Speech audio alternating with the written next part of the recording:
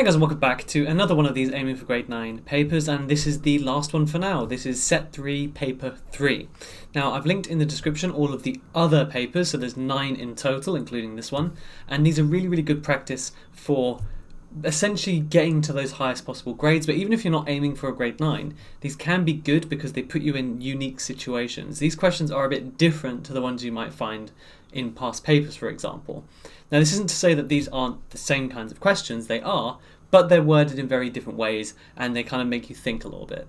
So how would I recommend doing this? I'd recommend watching the video and then in a day or two having a go yourself to see if you've picked up how to answer the questions and how to think. Throughout this video I will explain my thinking behind it and exactly why I do certain steps in order to help you understand and get a better grasp of what on earth is actually going on with the maths in these questions, which will make you better at answering whatever kind of really hard 10% questions they shove in the actual paper that you sit.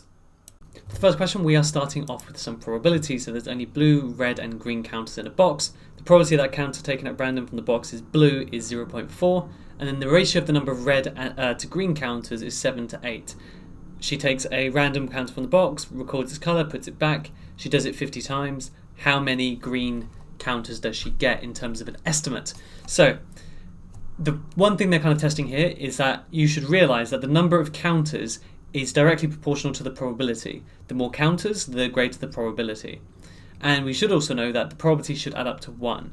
This means that the probability of red or green is just 1 minus 0.4, which is 0.6. Now that doesn't really help me that much because that's the probability of getting red or green, but because the ratio of red to green is 7 to 8, then that means the probability of just getting green is going to be some fraction of 0.6.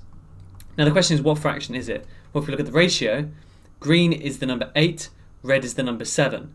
So it's going to be 8 over 7 plus 8. 7 plus 8, of course, is 15, so it's 8 over 15 times 0.6. So let's quickly just get our calculator out. And if you want, you can write it in exactly as I've done it. Either way works perfectly fine. Times 0.6. That is the probability of getting a green counter, 0.32. Now, how do you work out an estimate for the number of times something happens? Well, what you do is you take the probability the event happens and you times it by the number of times you do it. So in this case, we're literally just taking, so for the number of greens, we're taking the probability of getting a green and we're multiplying it by the 50 tries that she does, and that will give you an estimate. So multiplied by 50 gives me an answer of 16. So she should get 16 counters. It doesn't guarantee it, but it is kind of the best estimate that we can give. This is actually a pretty good question because they kind of tell you exactly what you need to do. It tells you about the turning point, but it says by completing the square, show that the coordinates of the turning point. So what if you don't know how to get the turning point from completing the square? Well, the best thing to do is just do completing the square. You'll get 2 of the 3 marks anyway. So that's why I really like this question, actually. And the best thing is, since they give you the answer, you might be able to write a sentence in such a way that you can get the 3rd mark. For example, you do completing the square and you write, therefore, the turning point is 7 minus 196. In which case, you get the marks anyway, even if you didn't know that you could do that. So, the tricky bit here, of course, is actually doing the completing the square because of the way this looks. There's no constant, but also there's a number in front of the x squared. You need to factorize this first. You need to take out the 4x squared, and then that would be minus 14. Now we do completing the square. And how does completing the square look? Well, it's x plus b over 2 squared minus b over 2 squared, where b in this case is just r. In fact, it's not, hold on, x. It is the 14 here. So what we have is y equals 4. We're going to put a big staple bracket to show that we have 2 layers of brackets here. We're going to have x minus 7 squared minus 7 squared. So that is going to be, we can expand the brackets at the same time. So 4, then x minus 7 squared. If you have minus 7 squared, that's going to be minus 49, whichever way you cut it. Times that by 4 will give you 96, 192. Sorry, 196 even.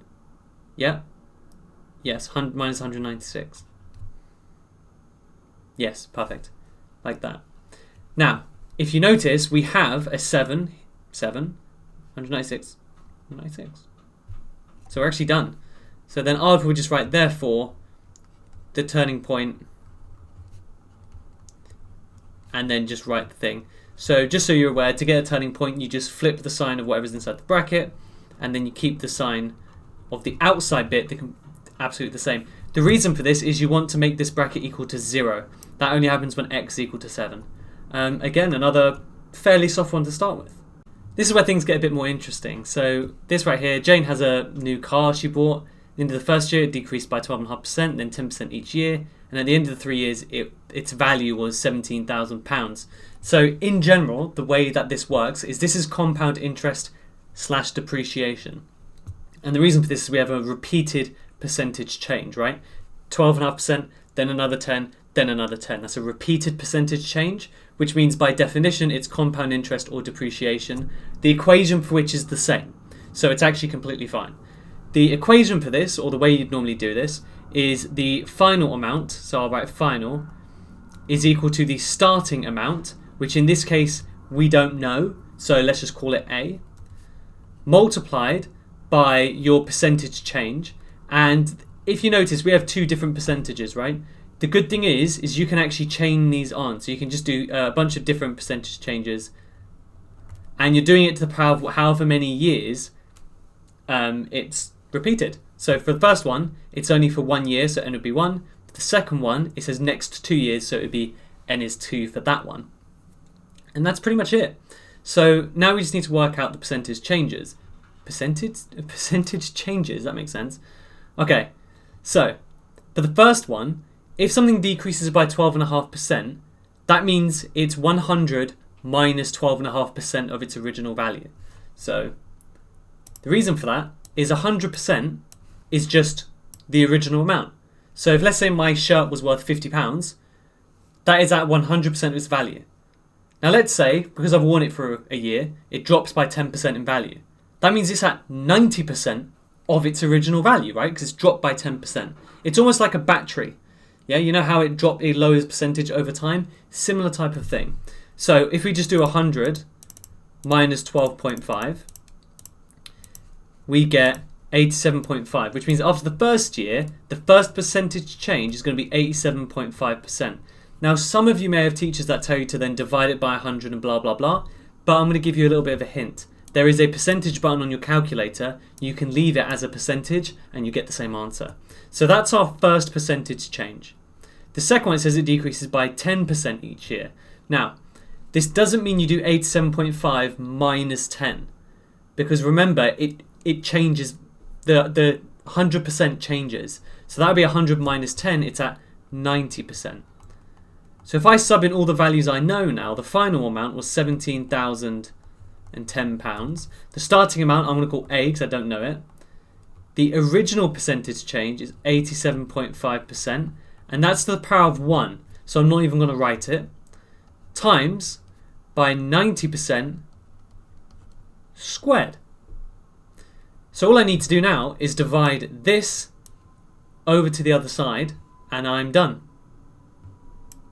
That's it. So I'm going to divide both sides by 87.5%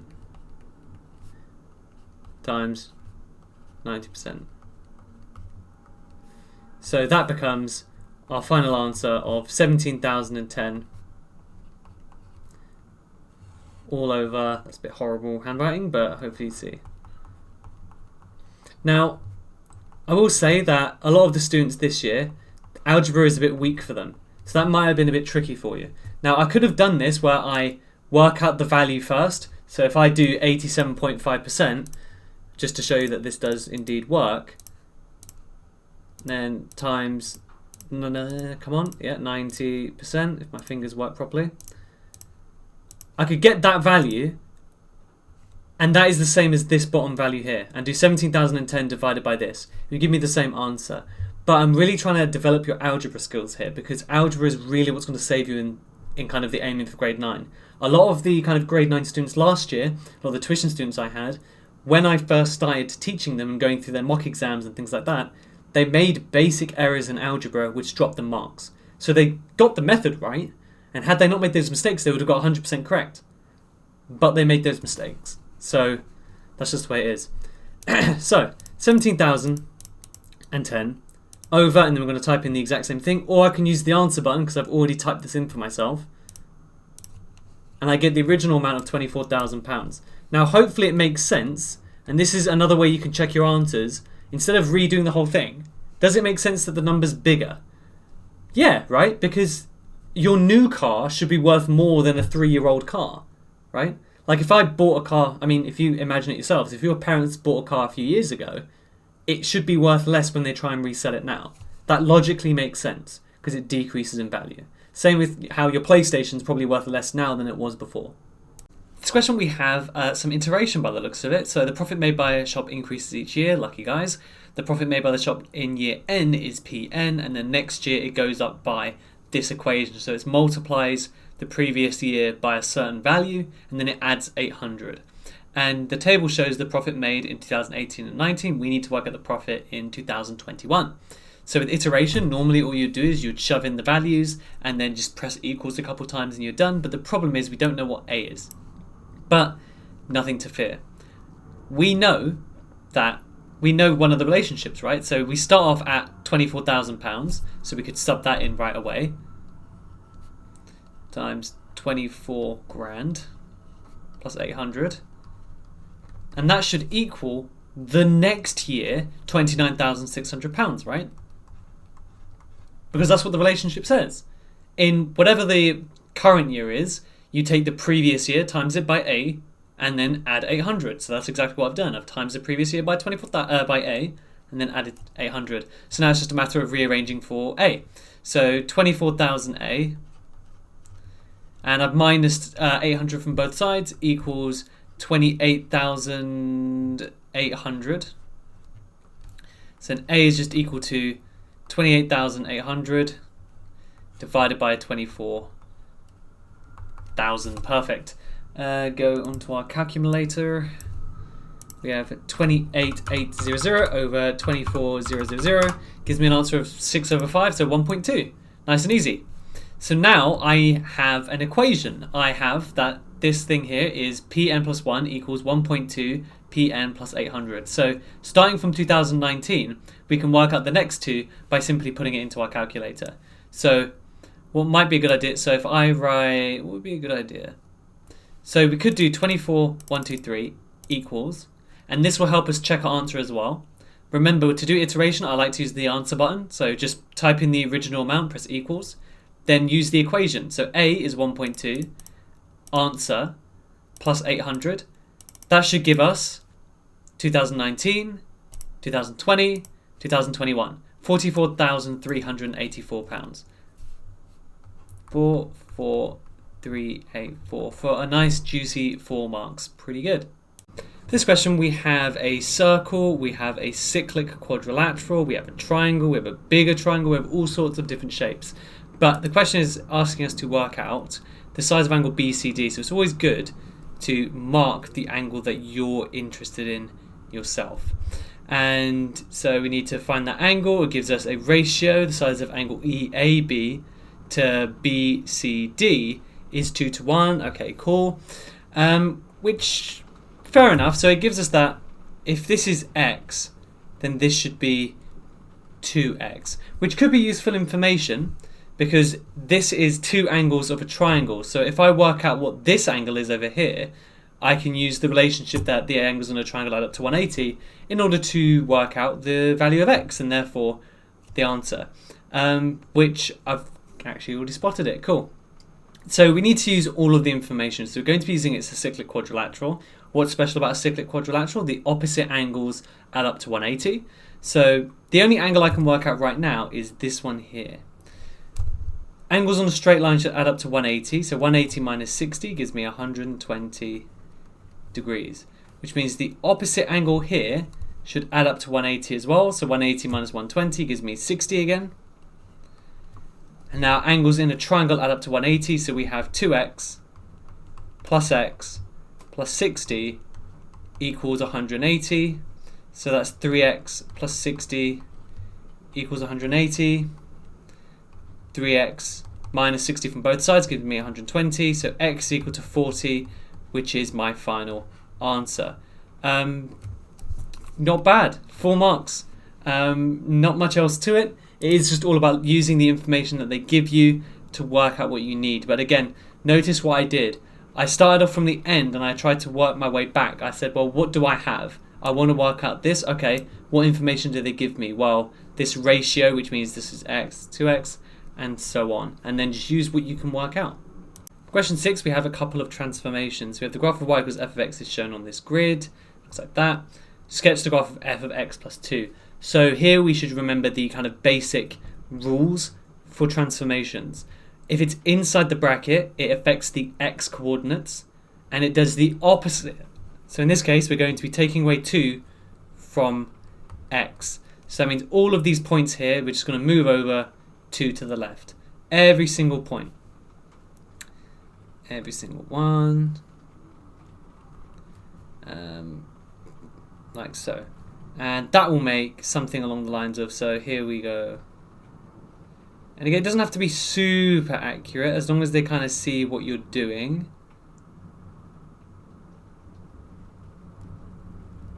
Like that should be fine. If anything, if I actually erase just a little bit of this, it should go up a bit steeper than that. So it should probably be something along the lines of that. But that's completely fine as long as they can see that you've shifted over 2 spaces to the left. For here, they give us a graph that looks like this, and they give us graph B as well. And it said it's been reflected. Now, the only reflections that you know are the following: minus f of x and f of minus x. Okay? This one reflects in the y-axis. Sorry, the x-axis, as in it makes the y values negative because it's outside the brackets. So it reflects in the x-axis because it makes all the y values negative, or vice versa.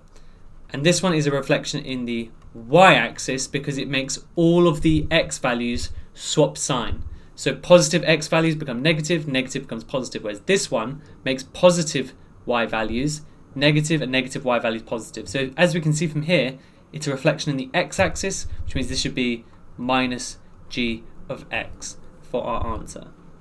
Working up quite a sweat doing these maths questions, so I took my jumper off. But we have yet another algebra question, and if you've looked at the other Aiming for Grade 9 videos, which of course I recommend, you'll know that this comes up quite a lot, and getting good at algebra is definitely one of the big steps that you can take towards getting a Grade 9, but also it'll really set you up for A-level maths if you're intending on doing that as well. So we have to basically combine these 3 fractions in order to form this. So with this, the good thing with these types of questions is you kind of know what you need to do. You're going to be adding these fractions up. Now, where do people make mistakes? Simple. Small, little, stupid errors. All the time. It's the only thing that people get wrong. Even weaker students know what they should do. It's just that they do the wrong thing or they make a silly mistake. So we need to first make the denominators all the same. And the only really bit of knowledge you need to know is that if you have an integer, you can put that as over 1. Okay? Now, I'm going to rewrite this. I'm going to write out in fairly kind of concise steps to make sure you guys can follow along. And I'd recommend doing this in the exam because realistically speaking, you want to really take your time. Now, that might sound a bit weird because you're under pressure, you should be as quick as humanly possible, but it's a 3-mark question, we have 3 minutes. We can afford to take a bit of time in making sure we don't make any silly mistakes and just dropping marks willy-nilly. So we need to make the denominators the same. The best thing you can do is times each denominator, so each fraction, by the denominators of the other fractions we have. So for example, this first fraction, we should times it by the denominators of x plus 5 and 1. The 1, of course, we don't actually have to do, so I'm not actually going to write that out, but we're just going to times the top and bottom by x plus 5. This one, times it by the other one, so x minus 5. Top and bottom. And the last one, we're going to times it by the denominators of the other 2, so x plus 5 and x minus 5. Plus 5, x minus 5, and then do the same thing to the bottom ones. Sorry about that. And then timesing by the same thing again, x plus 5, x minus 5. Now, I'm going to point out where the common mistake is in a second. There isn't a common mistake just yet, but what we can actually do is we can actually combine all of these right now, because we can see that the bottom is going to be, it's probably going to be a bit of a bigger fraction than that, but it's going to be x minus 5, x plus 5. Can you see that? So the top we can now write without expanding the brackets. In fact, can I do something really smart? Oh my goodness, I can. There we go. We can just write the brackets next to each other. So 2x plus 3, x plus 5. Let's write that next to each other. 2x plus 3, x plus 5. Then plus x minus 4, x minus 5. And then minus 3 times. That's the mistake. The negative here, or if there was a negative anywhere else, always throws students off, which is why I actually recommend combining the fractions before expanding the brackets. So what some people do is they'll do the 3 times all of this, then when they do the minus, so as you can see the first term here will be 3x squared, right? We're okay with that. But then they times this by the minus, make it minus 3x squared, but the next term they don't times by the negative. This negative is actually affecting everything here, everything in the brackets. So the next term would be, so it would be plus 5x minus 5x. Oh, okay, that's a bit. So it would be negative 25 times 3. They would write minus 75. But they forget that we're actually timesing it by minus, which makes it plus 75, which means they get the wrong answer. So if you actually combine the fractions first, it becomes a lot easier to see that you need to times the whole thing out. 5x minus 5. Now, in terms of the expanding, take your time with it. That's basically the only advice we can give, but as you do it, you will practice more and more. So it's 10x and then 3x is 13x plus 15. Then we have x squared for the second set of brackets, minus 4x minus 5x is minus 9x, and then that'd be plus 20. And then I'm actually going to do this, right? And this is something I would recommend, is I'll do minus 3 and then I'll just expand the bracket. So just to make it super, super clear to myself what I'm actually doing. And then I'd expand the brackets. If you look at the answer, it doesn't have any brackets, so we should expand the brackets of this. And as you can see, we actually get the intended answer here. So hopefully that makes sense. From here, you have two options. You could just expand it. Instead of writing out the whole thing again, you can expand it on top. Okay, that was weird. You can expand it just on top, so you'd have minus 3x squared plus 75. That's one way to do it. So then all we need to do is simplify. And simplifying, people get a bit scared when they look at all of this, but just do it term by term. Start with the x squared. So we have 2x squared, 3x squared, then minus 3x squared. That's good because our answer has no x squared. So that's good. 13x minus 9x is 4x. And then that's it, 4x. So I also like to just draw a little red line through the ones that I've done, just so I know which ones I've done. And then lastly, we have just the numbers. So we have 15 plus 20 is 35, plus 75 would be 110.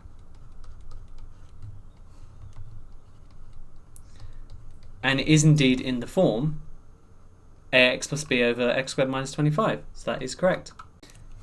As we can see, we have some kind of 3D trig Pythagoras type thing that we need to do. So we have a base ABCD is a square, so that means we need to remember that all of these sides are 14 centimeters. And pointing, okay, and good. And then it says BT to TC is 4 to 3. So this whole length is 14, but I'm actually going to go ahead and straight away work out what the length BT and TC is, because again, they don't give you useless information, so I know I'm probably going to need it at some point. To do that, we change this into a fraction, so BT is going to be 4 over 3 plus 4 sevenths of 14. So a seventh of 14 is 2 times 4 is going to be 8 centimeters for this length, which means the other length must be 6 centimeters because it needs to add up to 14. So yeah, perfect, okay. And the cross section of the prism, which is this big old trapezium, is a trapezium of area 147, and CR is also 12. Okay, cool. Which means QB is also 12, just in case we need that, which we may do. So what do we need to do? We need to find the angle between ST and the base. We need to find this angle here.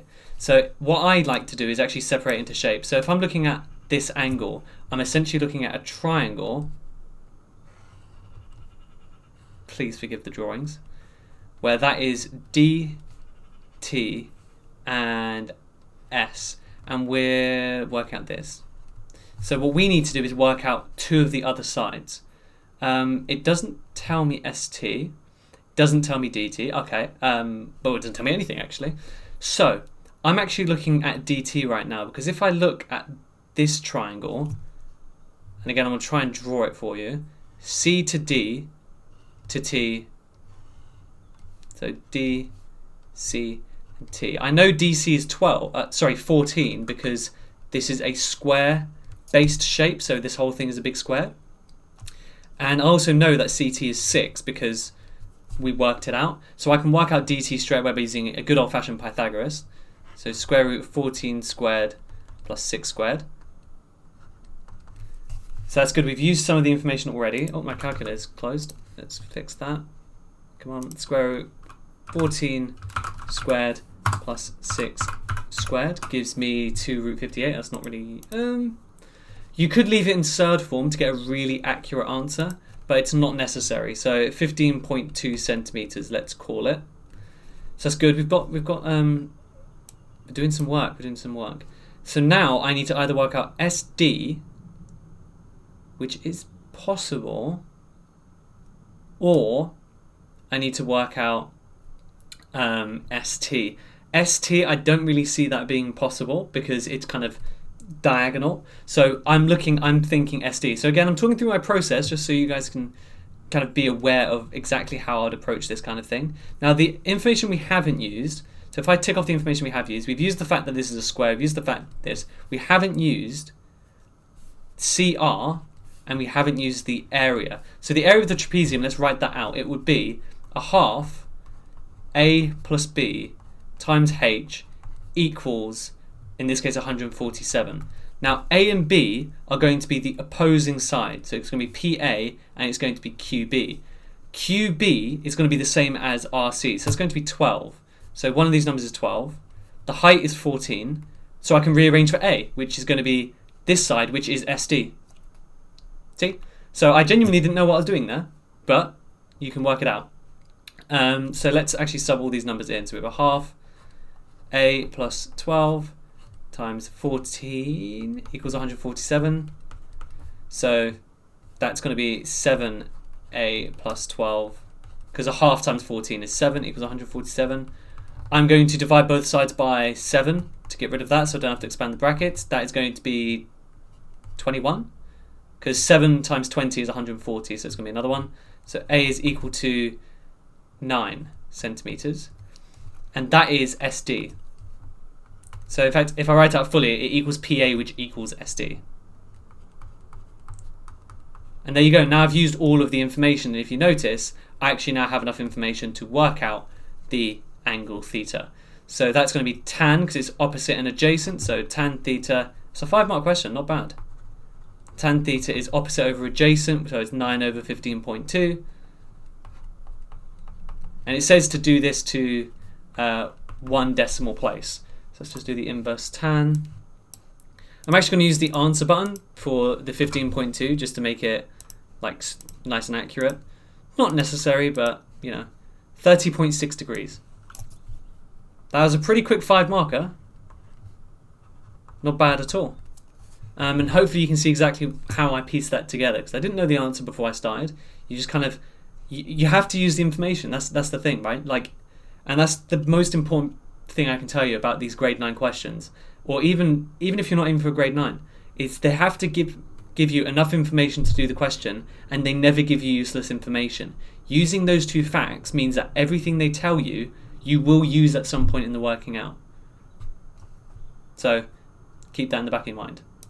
Okay, so they give us this kind of piece of information where we have this pyramid that's been cut in two, and it has like a little frustum, I believe that shape's called, the bottom bit, and it has a pyramid on top. It's made from 2 different materials. The top part has a certain mass and density, the bottom part has a mass and a density, and we just need to work out the volume of the top part as a percentage of the total volume.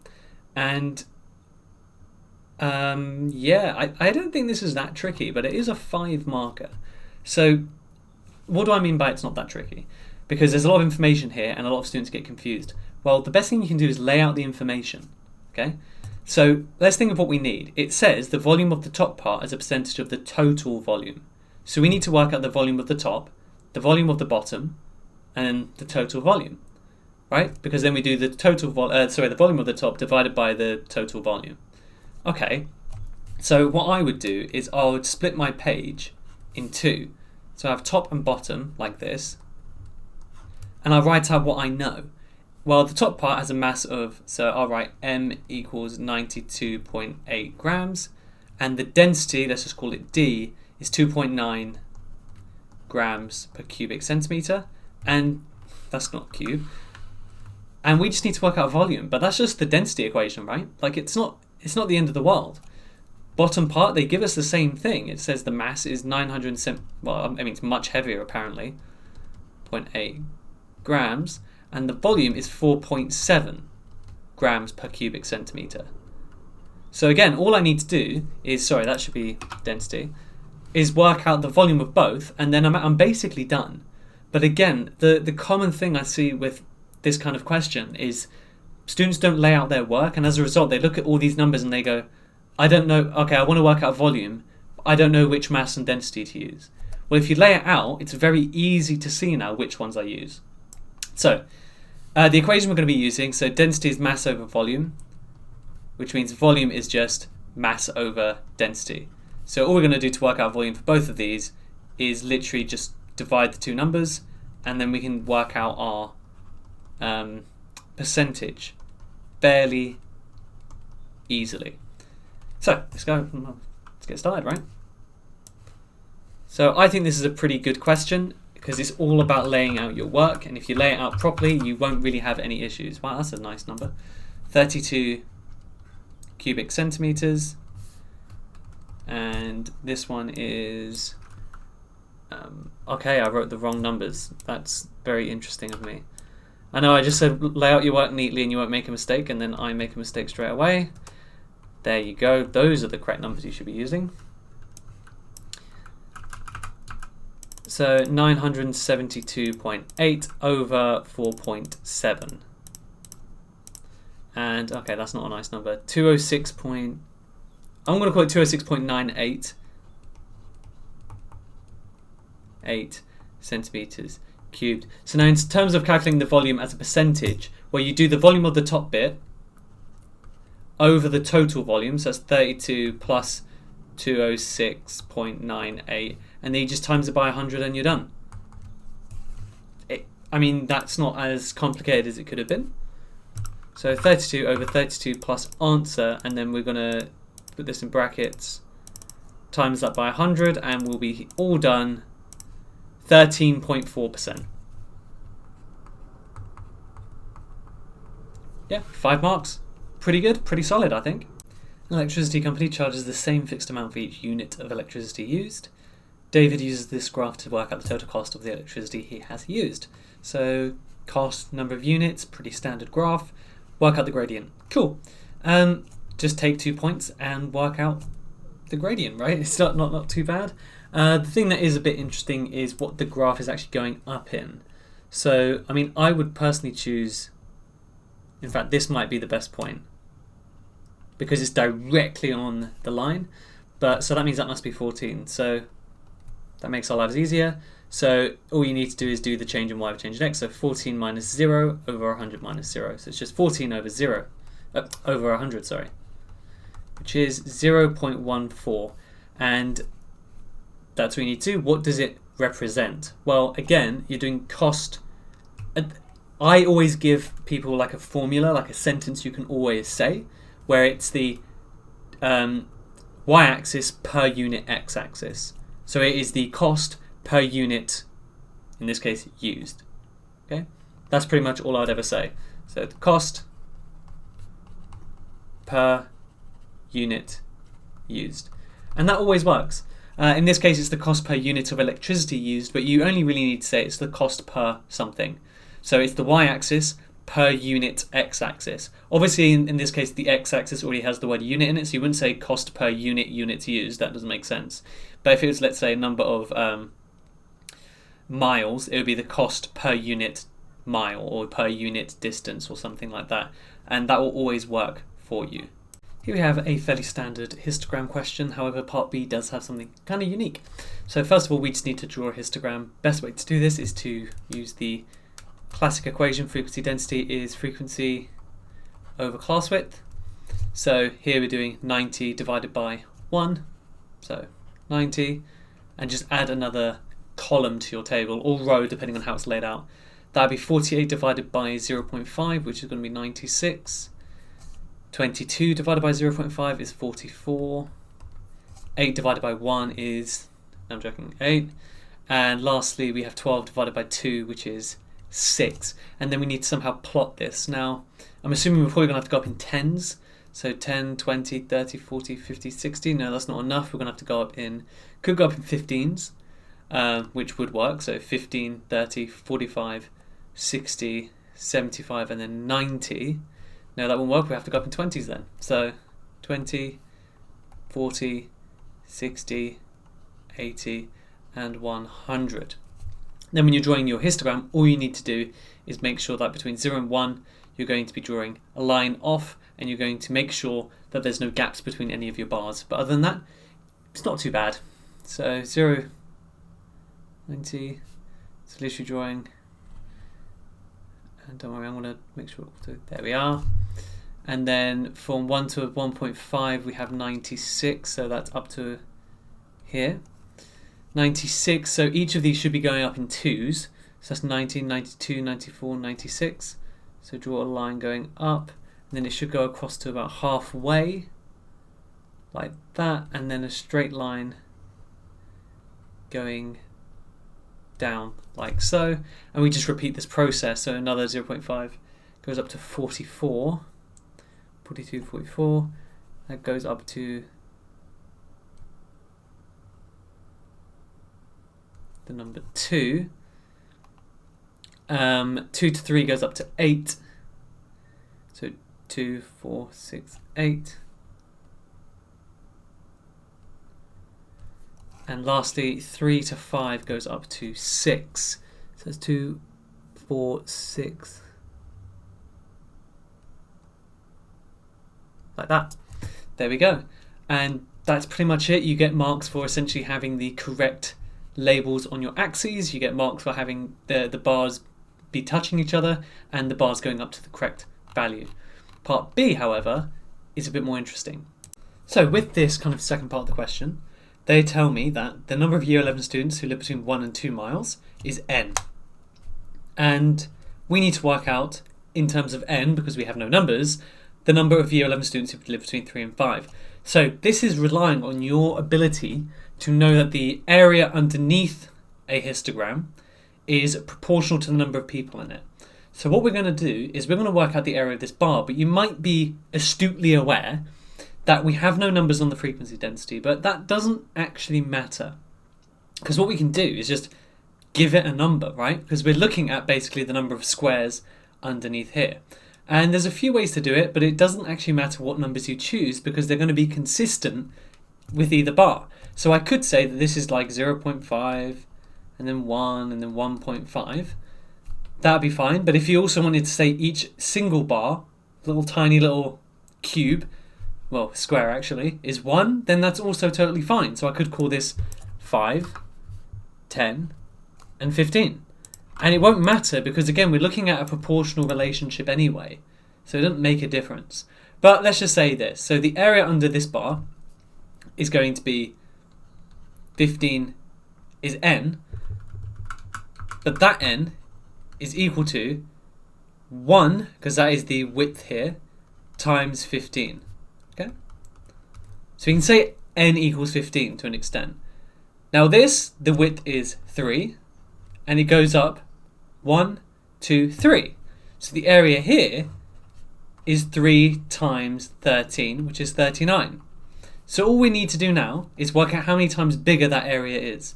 So 39 over 15, it's going to be 2 point something, so let's just work that out. Whoops. There we are, finally. 39 divided by 15 gives me 2.6. So the number of year 11 students is just going to be 2.6n. 2.6 times as many students as are in this beginning bar here. And for part B, we have a histogram showing the information about the distances in miles that some year 11s live from school. And it says here the number of year 11s who live between 1 and 2 miles is n, so let's just fill that in quickly here. Find an expression in terms of n for the number of year 11 students who live between 3 and 5 miles. And this is basically testing your knowledge that the area underneath this bar is going to equal or be proportional to the number of students. So all we need to do is compare the area of this bar with the area of this bar. Now the best way to do that is to actually count the number of squares under this bar. Now that might sound tedious, but it's actually not that bad. If you look, there's 1, 2, 3, 4, 5, 6, 7, 8, 9, 10 across, and then I believe it would go, so 1, 2, 3, 4, yeah, so 5, 10, 15 up. So 10 times 15 for that area means there's 150 squares in that little region there. And we can do the same thing over here. So between each one of these, there was 10 squares, right? Yep. So there's going to be 10, 20, and then 20 times 3 is 6. 60, not 6. Okay, so that's about half as much. It's going to be roughly half n, but the best way to work it out is to simply just do 60 over 150 n, which is 6 over 15n, which is divide the top and bottom by 3, and you get 2 over 5n for your final answer. Here we have another vectors question. Vectors are my forte, so to speak. So we have a quadrilateral here. It looks like a trapezium looking shape. And it gives us a few different vectors. They're already written on the diagram. We don't need to do that. And it says the point P is such that CEP is a straight line. So if I draw P down here somewhere, that's what they're trying to say, right? Like C to E to P is a straight line. And that C to E is the same as E to P. Cool. Use a vector method to prove that CF is parallel to DP. Now, how do you prove that two vectors are parallel? Well, that means one is going to be a scale multiple of another. So for example, if I had the vector A plus B, and I had another vector 2A plus B, those two vectors are parallel because I can write them in terms of this first vector here. Right, it's just twice as big. And it's the same as if it was like a half A plus a half B. All of these vectors are parallel to each other because we can write them as scale multiples of each other. So what we're going to be doing here is working out CF, working out D to P, and that's it. So again, with C to F, all you want to do is using the vectors that we are given, work out how to get there. So I can't go straight from C to F because I don't know that vector. So instead we're going to go C to D, which is 2A, because we're going with the direction of the vector. D to E, which is negative B, because can you see I'm going against, I'm going in the opposite direction to B. And then take away A, because I'm going from E to F, I'm going against this vector. And that gives me, so 2A minus A is of course A, and that is minus B. Perfect. Now D to P is a bit more interesting. So if we go from D to P, well, we're going to go from D to E, which is negative B, of course. And then we're going to add E to P. Now, the reason why I've done add EP is because there's actually no way of me going from E to P without knowing that vector. But it says it's the same as C to E. So all I'm going to do is, and I'm going to write this in like very concise steps for you. We still have that negative B, but now we're going to work out CE in order to calculate what this vector is.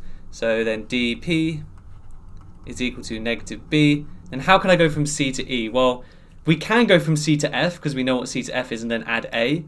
Or you can go C to D and then D to E. Whatever way suits you. So I like to use the vectors they've given me just in case I made a mistake. So 2A then minus B, because I'm going with this vector, I'm going against this vector. So 2A minus B plus 2A minus B. So if I simplify that, we get 2A take away 2B. And if you look at my original vector here, A minus B, well, I could write this as 2A minus B, right? Which means they are parallel. Therefore, dP and CF are parallel, because again, they're scale multiples of each other. If you want to be really explicit, you can actually even write this as 2CF to make it really clear that they are indeed parallel to one another. Yet again, more algebra. So here we have a line with the equation y equals 2x minus 5, and C is a graph of the equation y squared equals 6x squared minus 25x minus 8. Now, I normally like to draw out the graph. However, I accept that you guys probably don't know what this graph looks like, which is fine. It's a circle, just so you guys are aware, but I'm going to pretend that we didn't know what it looks like, because I'm willing to bet most of you don't, and that's fine because you're not supposed to know, really. You're supposed to only really know that in A level, which is a bit too, that's a bit further. But it says, using algebra, find the coordinates of the intersection between L and C. So whenever they talk about these points of intersection, you're going to solve this simultaneous equation. It's always true. So even if I gave you something like y equals 2x minus 5 and y equals x plus 4, if I said find the points of intersection, you're treating this as a simultaneous equation. Because when they intersect, their x and y coordinates are the same. Okay? Which means this x value is the same as this x value, this y value is the same as this y value. So it's a simultaneous equation. So all we're doing is solving this simultaneously. And the best way to do that is literally just to take y and sub it into the other equation. So 2x minus 5 squared equals 6x squared minus 25x minus 8. The reason why we've done that is because when we have two unknowns in an equation, we can't solve it. So we've subbed it in, and now if you look, I only have x's, which I can solve because it's just a quadratic. So let's expand this. So 2x squared will give me 4x squared minus 10x minus 10x is minus 20x. Plus 25 equals 6x squared minus 25x minus 8. I'm going to bring everything over to the right side, so I'm going to minus 4x squared from both sides. I'm going to do this, so normally, and once you get to the exam, hopefully you might be able to just do this all in one step. So you minus 4x squared, you plus 20x, and you minus 25, you do it all in one step to get 2x squared minus 5x, and so on. But I'll do it in steps. So if we minus 4x squared from both sides first, we would get 2x squared. And we'd still be left with minus 20x plus 25 on this side. Then if we add 20x to both sides, we're left with 25 equals 2x squared minus 5x minus 8.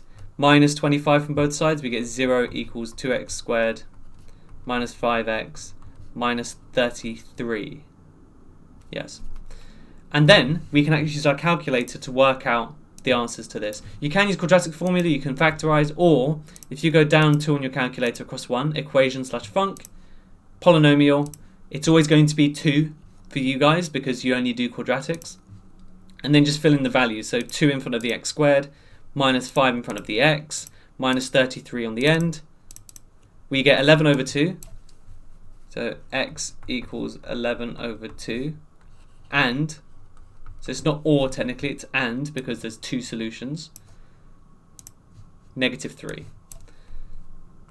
Not done quite yet, because now we need to work out the y values, because it says find the coordinates. Coordinates have an x and y value. How do we find that? I would just sub it into the linear equation. You can sub it into this equation, but then you have to like square root it, do all that stuff, because it's y squared. This is just easier, okay? So always make your life easier. That's my number 1 tip for, well, life. So if I sub in that for both of these, we get y equals, well, 2 times 11 over 2 would be 11, minus 5 would be 6. So that means my first coordinate is 11 over 2, 6. In fact, I think it says, yeah, okay, right over here, so 11 over 2, 6. And if I sub in negative 3, we get 2 times negative 3 is negative 6, take away 5 is negative 11. So that gives me the coordinate of minus 3, negative 11. 5 marks, so I was reasonably fast, assuming you know what you're doing. And this kind of question does come up quite frequently in kind of the higher graded questions, but I don't think it's that bad. It's just solving this equation. Get good at algebra is my number 1 tip. I'm pretty sure this question's come up in like every single grade 9 question I've ever done on this channel, because again, they want to test your algebra. So here we have this kind of setup and we need to write it in this form. Now, here's my number 1 piece of advice. A lot of students will look at this and they'll look at this and they'll say, I have no idea how to get that. Don't worry about that. It's kind of obvious what they want you to do. Here, you have 3 separate fractions. This thing on the end is technically a fraction because you can write that it's over 1. Here you have 1. So what we could do is do what it says. Take them all away from each other. So we're going to subtract all of these fractions, and that will just give us the answer. So don't give up on the first step, because this is a 4-mark question. You can get marks for doing some fairly basic stuff. So if I write these out, I'm going to space them out a little bit just to make it a bit clearer for you guys. Plus 1 over x minus 2. And then, of course, we have the minus 1 over 1. Now, in order to subtract these, we need to make all their denominators the same. And again, this is where some students get a bit confused. It's not that bad. All you need to do is times by the other denominators. So this first one here is x plus 2. I'm going to times by the other 2 denominators, but one of them is just 1. So I don't need to times by the 1, of course. And again, we're going to times top and bottom. Think really carefully through this part, because I've seen plenty of students get this wrong. X minus 2, so we're going to times by x plus 2. To be honest, the one they normally get wrong is actually the one on the end, believe it or not. What do I times this one by? Well, I times it by the 2 other denominators. So we're going to times by x minus 2, x plus 2.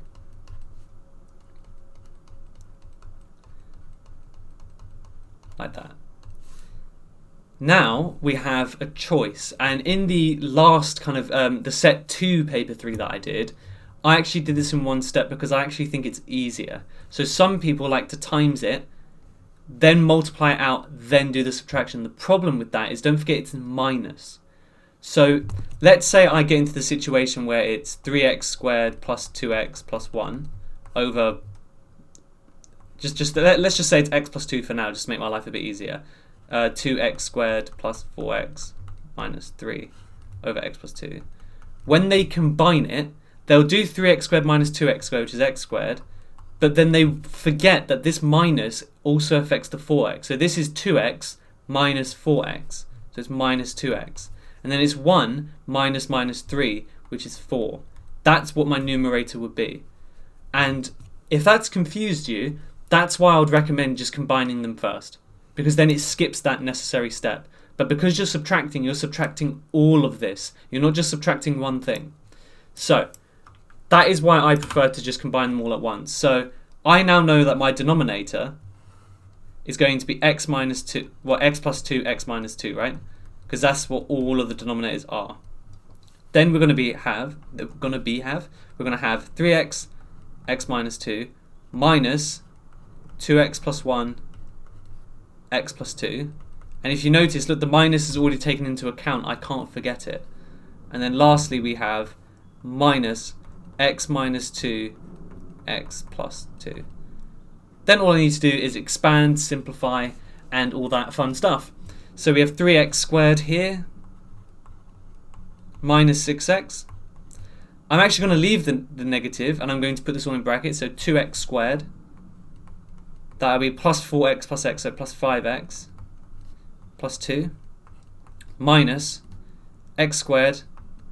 That would be plus 2x minus 2x, so then that would be minus 4. And if I look at the bottom, by the way, it looks like they've expanded it because there's an x squared, so I'm actually going to expand the bottom as well, which is also x squared minus 4. Don't make the mistake of trying to cross this and this out. You can't do that. Now, again, if you're quick, what you can do is do 3x squared minus 2x squared minus x squared. You can simplify with the negative inside the bracket already. Or you can expand the bracket again with the negative. See what I mean? So I could expand this, make it negative 2x squared, negative 5x, negative 2, take away x squared, plus 4. Or I can actually do it all in one go. So 3x squared, take away 2x squared, that's 1x squared. Take away x squared, that's nothing. So then I like to actually put a soft line through these. Don't scribble it out, because then it looks like you don't want it marked. Instead, if you put like a faint line, it's just to keep track. Then we have negative 6x minus 5x, that's minus 11x. There's no other x's, so it's negative 11x.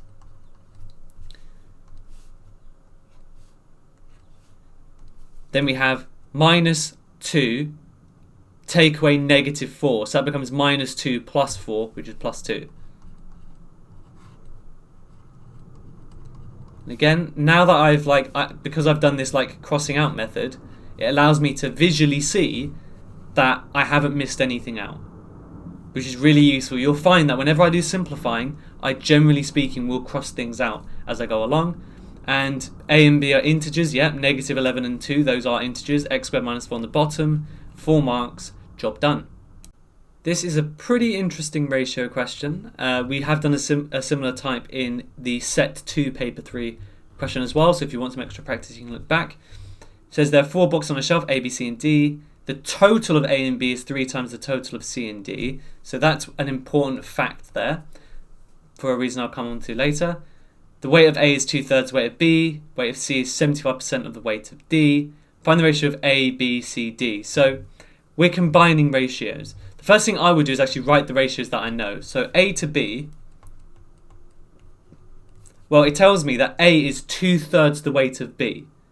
So in other words, I have a ratio that's A is 2/3 times as big as B.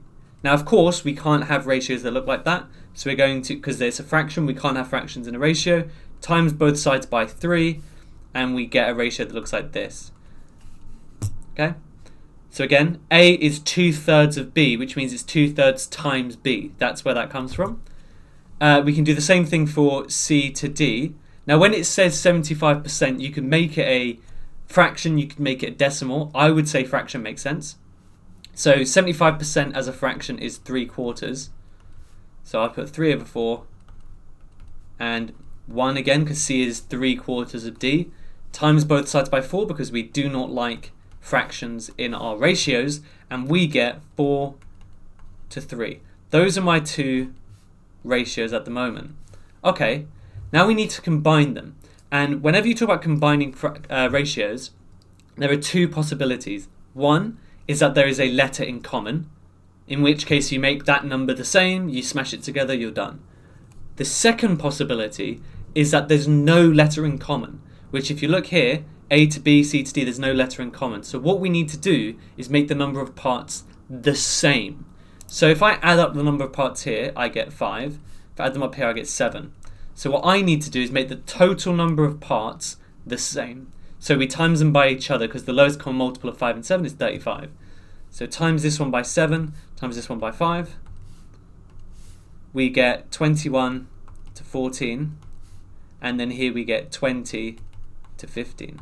Now, here's where some students would get it wrong, because I said before there's a really important piece of information here. If this line was not here, so if this line was not here, what we would do is we would literally just write 21 to 14 to 20 to 15, and we will be done. The problem is it has this line here. So what does this mean? And again, by the way, this isn't something crazy. This isn't something you wouldn't know. This is actually in the ratios topic. Okay? It says the total of A and B is 3 times the total of C and D, which means the total of the A and B parts should be 3 times bigger than the total of the C and D parts. Now, at the moment, they have the same number of parts, right? They're both, I mean, what are they? 35, right? They're both 35. But if A and B have to have 3 times as many, I'm going to times it by 3. That's all you have to do. 14 times 3 is 28. 42? 4, 8, 12, yeah. And now I can combine it all together to A, B, C, and D. That's all you have to do. That's the only additional step. That's why it's 4 marks instead of 3 marks. So 63, 42, 20, and 15. Job done. I just wanted to do a really, really quick correction on this question. So the actual values are swapped around. So I made a small mistake at the beginning where these two numbers should actually be the other way around. Okay? So, which should make sense because C should be smaller than D and A should be smaller than B. So if you literally just keep swapping these two numbers around, now the answer is perfect, okay? So sorry for that, it was just a small little brain fart of mine.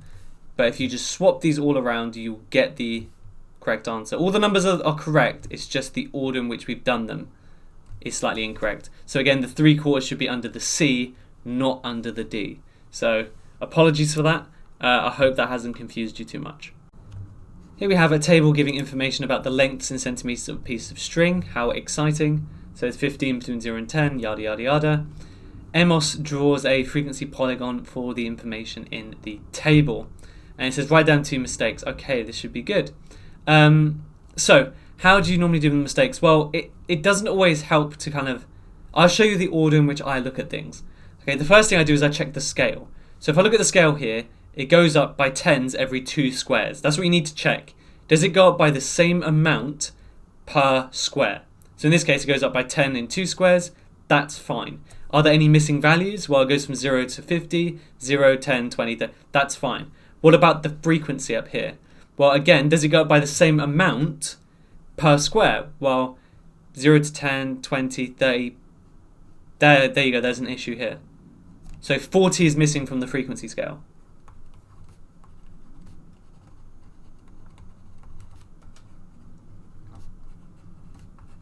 Okay. So again, I always check the scales first, right? So always check the X and Y axis, make sure it's been drawn correctly. The next one is, have they actually drawn it correctly? Well, they've drawn, it looks like they've joined the shapes up. That's completely fine. Now, how about have they plotted the points at the correct point? Well, in the frequency polygon, you plot the midpoint, right? So 5, 15, 25, 35, 45. So let's check if they've done that. Well, we've got 5, 15. 5, 15 is good. 15, 20, yeah. 25, 50. 25 goes up to 50. 35, 25, yeah. And then 45, 5. No, they've actually plotted it in the wrong spot. So 50, 5 is not a correct point. And if you want, you could write that he should have plotted it at the midpoint, which is over here. So this point here should actually be over here. But that's exactly how I approach it. So look at the scales first, then look at the plotting. Generally speaking, that's where the mistake is going to be made. The other one is if they haven't joined up the lines properly. And the very last one is if they join the beginning and the end. That is also incorrect. So we have a very interesting geometry problem. So here we have a regular heptagon, so a 7-sided shape. Now the word regular is important here because what does it mean? It means all of the angles and all of the sides are the same. So all of the sides have the same length, all of the angles have the same size. And it tells me the area of this top triangle is 30 centimeters squared. We just need to work out what GB is. So using the information of it being regular, we can label that these two sides are both going to be X. And GB, we can call it Y, for example. We can leave it as GB. Let's just call it Y. It's not going to be the same as X because that isn't one of the sides of the heptagon. Now, this is an irregular triangle. It's not kind of a right angle or anything like that. So we can't use half base times height, really. I mean, perhaps we could get away with doing it. But the key thing here is we kind of need to know the angle up here. And the way we do that is by using n minus 2 times 180 to find the total angles in a heptagon, and then we're going to divide it by the number of sides to get the angle here. So n minus 2 times 180 will give me the angles inside a heptagon, all of them added up. And because it's a regular shape, they're all the same. So if I just divide it by 7, we're done. So we're going to be doing 7 minus 2 times 180 over 7. Now I'm being lazy, let's just use a calculator. So I need to go back to the calculate mode. We have, so 7 minus 2 is 5 times 180 divided by 7 gives me an answer of 128.57 degrees each. Perfect. Now, what I can do is use the area of a triangle formula, which is half AB sine C, in order to work out what X is, and then use the cosine rule to work out what Y is. So let's do that quickly. So we have that a half, A and B are both X, so X times X, sine 128.57 equals 30.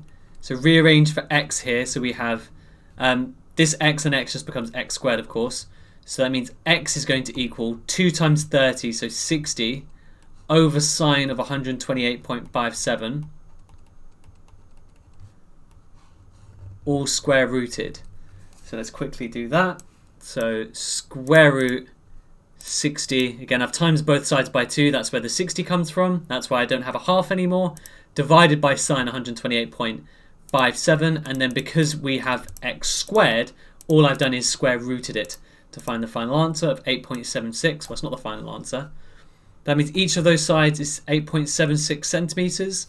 Now with the cosine rule, a squared, this side, is equal to these two sides added together minus 2, these two sides, cosine of the angle. And that's the important thing. The only letters that matter is that the angle and the side are opposite to each other.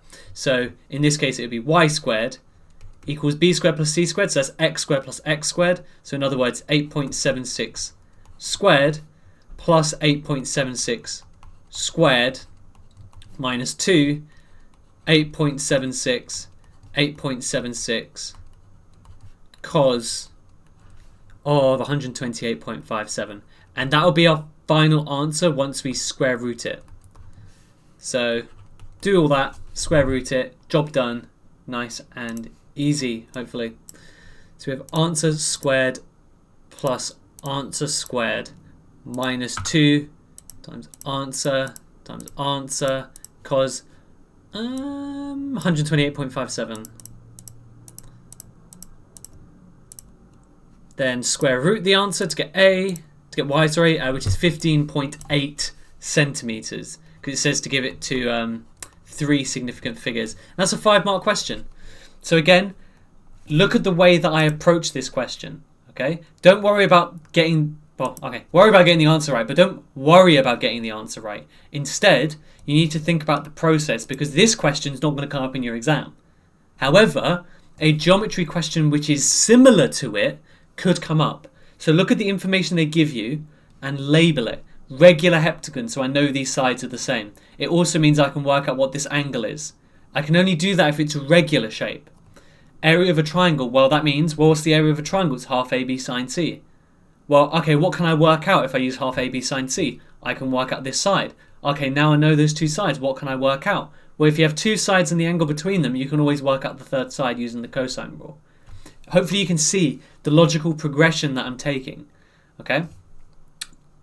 And hopefully that makes sense. Technically you can use the sine rule because you can work out what these two angles are, but again, it's unnecessary.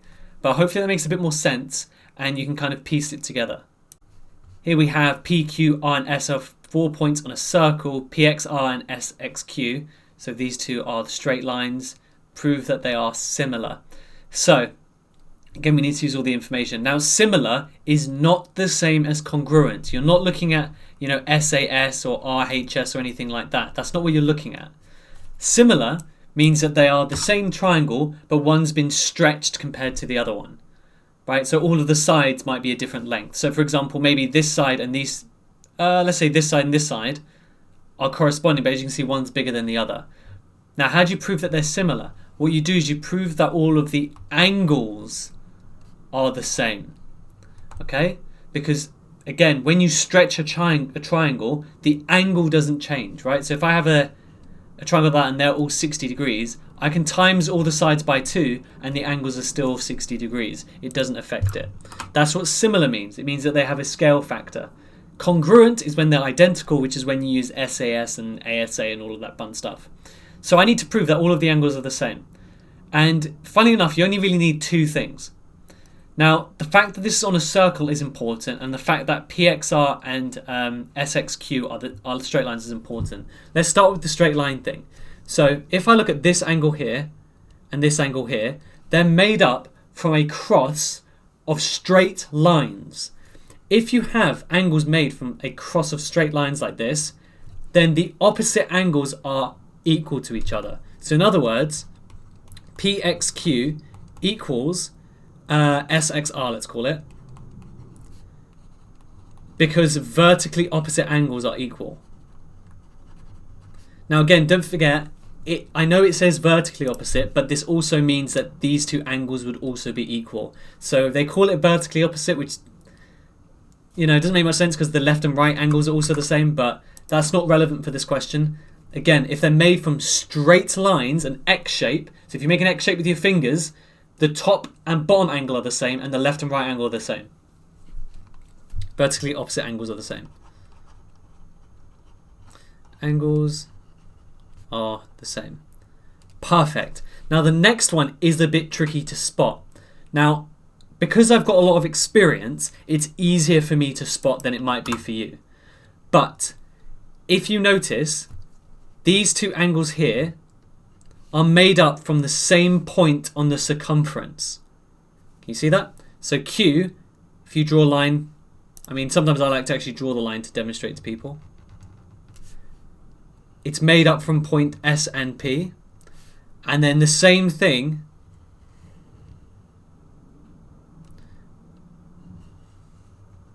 for this one. Can you see they're both made from points S and P? Now, if you have two angles on the circumference that are made from the same 2 points, they are always the same. So, PQS. Now, of course, you might be able to say, well, obviously they're the same because it's saying prove that they're similar. But you need to give it a reason. Let's call it PRS. And the reason is because angles in the same segment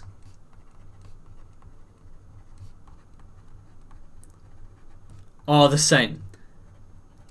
Okay? Now we're actually done, because if you have two angles the same in a triangle, the third angle also has to be the same. Why? Because, well, think about it. If I told you what those two angles were, let's say 60 and 40, to find the last one, you do 180 minus 60 and 40. And that would be the same for the angle over here. So then you could say that, what's the angle I haven't done? It's the one on S. So XSR, so you could then say XSR equals QPR. Isn't that a football club? QPR. Anyways, because angles in a triangle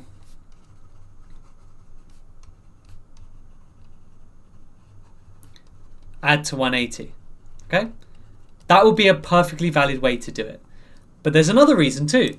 If I get rid of that and I look at those two, and again, this is why marking with a pencil, because obviously you guys don't have the ability to rub out stuff like I do, but if you use a pencil in an exam, you can highlight the angles that you're looking at and you can see it. If you notice, they are also in the same segment because they're both made up from points Q and R, right?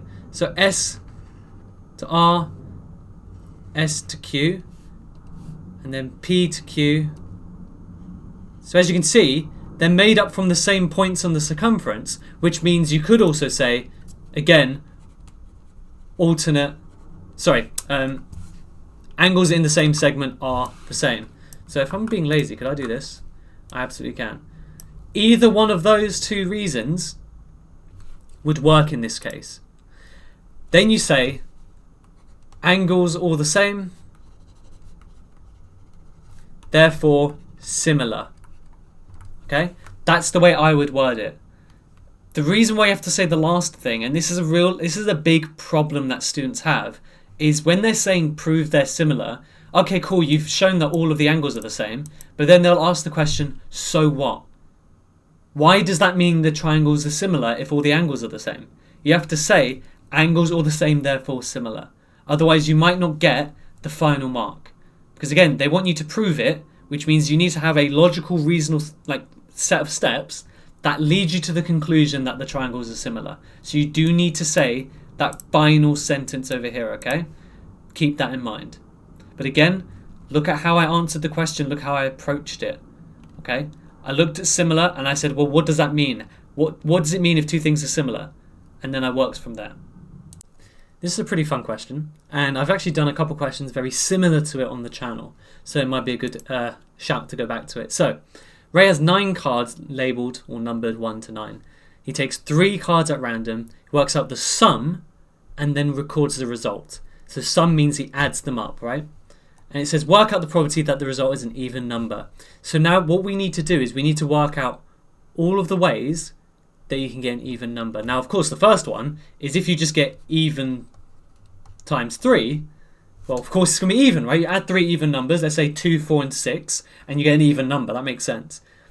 But is there any other way? What about odd numbers? Well, if you add 2 odd numbers, you get an even number, right? So if I have one even number and two odd numbers, these two would become even, and then it would be an even plus an even, which is, of course, even. So that's another way I could do it. So three evens, an even and two odds, both of those work. And then, well, what about three odds? Does that work? Well, odd and an odd is even. Add another odd would make it odd again. So these are my two possibilities. Now, the order of the cards matters. So of course, if I have even, even, even, we can work that out straight away. So I'm just going to write E and O because I'm lazy, okay? So E, E, E. But the even and two odds is quite interesting because I could pick an even first and then two odds. I could pick an odd, even, and an odd. I can also pick an odd, odd, even. And even, odd, odd, odd, even, odd. And yeah, that's it, right? Those are my possible combinations. So now I need to work out the probability of each of these. So looking at these first cards, how many odds and evens? I would actually write out how many odds and evens I have. Well, I have 1, 2, 3, 4. I have 4 evens, which means I must have 5 odds. So if I'm picking an even card first, what's the probability? Well, it's 4, because there's 4 evens out of 9 total cards. What's the probability I get another even? Well, 1 even's gone. So I have 3 evens left out of a total of 8. Okay, now I've picked 2 evens. So let's say it's 2 and 4 gone. How many evens do I have left? I have 2 evens left out of 7 total cards. So that's my first probability done. Now what about even, odd, odd? Well, the probability of getting even first, as we know, is 4 over 9. What about getting an odd? Well, I still have 5 odds left, but I have 1 fewer card, so 5 over 8. You're going to notice a pattern with the denominators. They should always stay the same, 9, 8, 7, 9, 8, 7, because I'm taking 3 cards out. So I know the next one's going to be out of 7. Then what's forward to getting another odd? Well, there's only 4 odds left because I've taken 1 odd already, and there's 7 total cards. Okay, what about odd, even, odd? Well, 5 out of 9, because there's 5 odds out of a total of 9 cards. Then an even, well, I still have 4 evens left out of 8. And again, remember, the denominator is always going to be the same. And then getting another odd. Well, I had 5 odds, but I've taken 1 out, so there's 4 odds left. Odd, odd, even. Well, 5 out of 9. 4 out of 9. And then there's still 4 evens, so 4 out of 7. Sorry, that should be out of 8. There we go. Now, if you notice, all 3 of these are actually the same value, because all I've done is I've changed the order of the numerators, but when you multiply, it doesn't matter the order. 4 times 5 times 4 is the same as 5 times 4 times 4 is the same as 5 times 4 times 4. So I can just do 3 times one of those and I'll get the right answer. So let's work that out quickly. So technically you didn't actually have to do all 3 separate. You could have just done 3 times and then just picked one of them. That would give you the correct value, but I didn't think everyone would spot that, so I didn't bother. 4, there we are, over 7. So it's going to be 3 times 10 over 63. 4, 5, 4, good. 9, 8, 7. Yes, that's fine. Just double checking. 10 over 63. So in other words, it is 30 over 63, which we could divide by 3 to get 10 over 21. Yeah. And this top one, well, that's a different one. We're just going to have to work that out. So 4 over 9 times 3 over 8 times 2 over 7 gives me 1 over 21.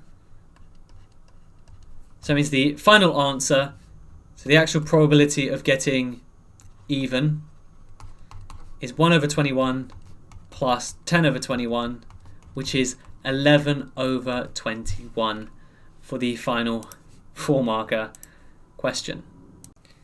Here we have Chen taking some cumulative frequency data, and he's drawing a graph, and we need to write down 2 different things. So remember, what did I say?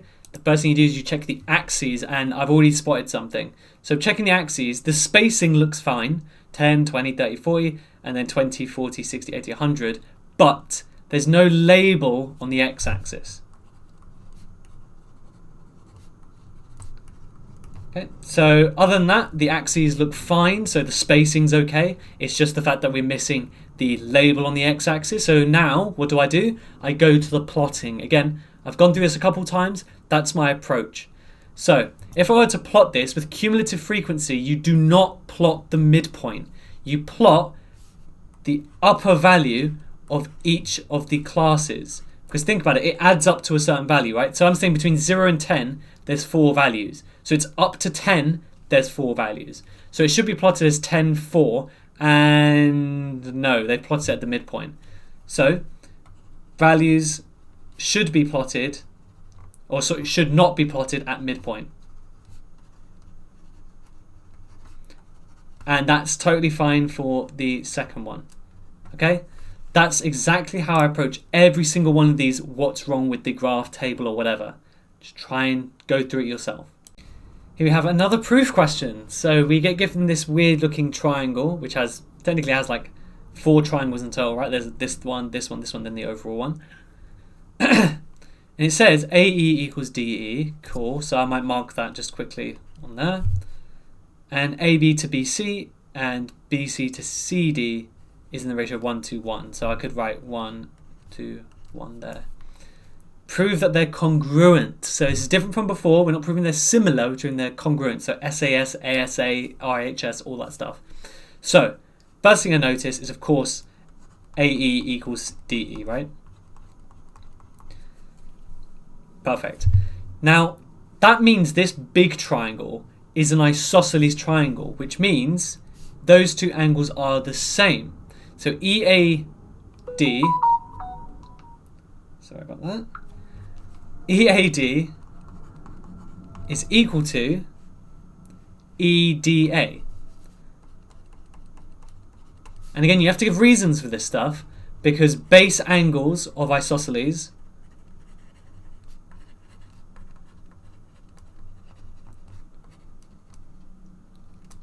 are equal. Okay, that's a really important thing there. Okay, so we've got a side and an angle. So I'm thinking SAS. So can I prove that A to C is the same as B to D? Well, using that ratio, I can. Because AB plus BC equals BC plus CD. Now, why am I saying that? Well, if you look at how I've written this, that adds up to 3 parts. That adds up to 3 parts. So in other words, AC is equal to BD.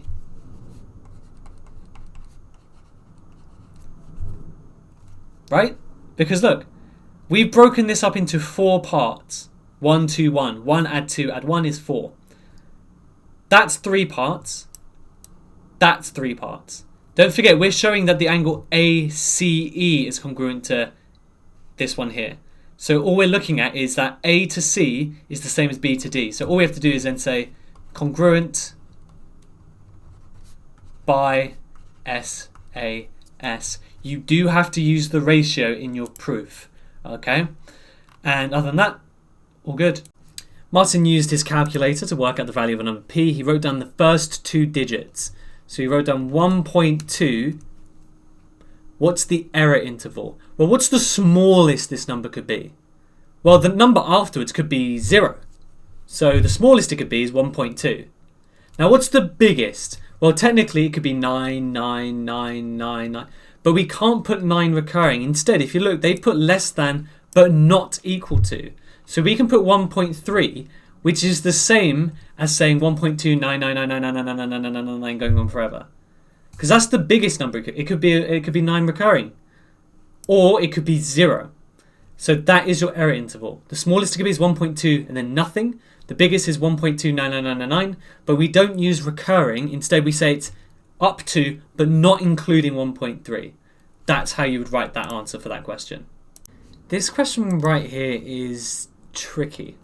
Because it says shape A is reflected in the line of the equation x equals 2 to give B, and B is reflected in line. Now I can picture this in my head, but that might be a bit tricky. I'm going to say the shape is just a square, because I suck at drawing. Squares are nice and easy. If I reflect it in the line x equals 2, what that will do is it will move all of these points to the right. So it would be ended up like this, right? And then if I have x equals 6 again, it would scoot it across. So can you see that because it's reflecting in x equals 2 and x equals 6, the only thing that changes is the x coordinate, and it just flips it along. Okay? So I know it's going to be a translation, because all it's doing is sliding over to the right. That would give me 1 mark straight away. Now the question is, by how much would it do that? This is where things can get a bit tricky, because it kind of depends. Now, in this case, I can see that if it's reflecting the line x equals 2, it's going to move 2 spaces to the right, and it's going to move another 6 spaces to the right overall if we reflect it in the line x equals 6. So overall I've moved 8 to the right. So what you do is you say by vector, and you have to write it as a vector now, we're in GCSE, and you write it as this. That just means 8 to the right, 0 up and down. And that brings us to the end of the paper. So I hope that you've kind of understood the way that I've approached these questions. I've tried to kind of break it down and just say, and I've done this a lot by simply not doing the questions beforehand. So you've seen my genuine reaction to a lot of the questions, just looking at them going, okay, and then working out on the fly what I need to do. And that can really help. Of course, practice, because the only reason why I'm good at maths is practice. I've done 1,000 times more questions than you have, so obviously I'm pretty good at maths. But it's also about the way you think about problems, because there are questions that have never come up before in history that they will show you, and you need to be able to work it out. So again, look at how I approach questions, listen to my thought process, because that's what's really key here, and that's how you can get those grade 9s. 10% of your marks, which by the way, it's only the top 5% of people that get grade 9s. So those 10% of the marks is the only way you can get grade 9s. That's why I'm calling them grade 9 questions. You really need to stay focused on them. You need to kind of know how to think. Hopefully these videos have provided some help with that. I'm hoping they release some more soon, but if not, this will be the last one for now.